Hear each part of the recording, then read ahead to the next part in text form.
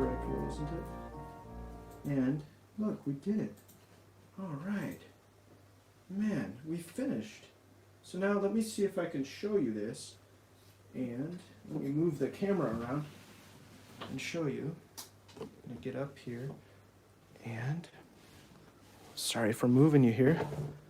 Here we are. This is it.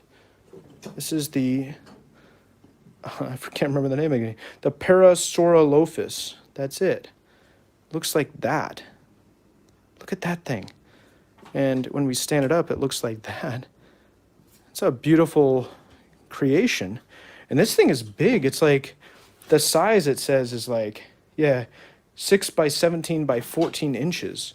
So this is 17 inches long, 14 inches high, and yeah, well, whatever. It's 6 inches thick, too. You know, the arm to arm. Boy, that's something. So anyway, if you watched, thank you. And this was interesting to do.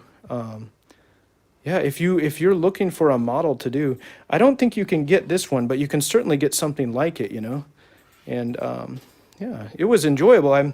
It took me about an hour. It took me about 45 minutes to do this. So yeah, give it a try if you can. It was an interesting experience.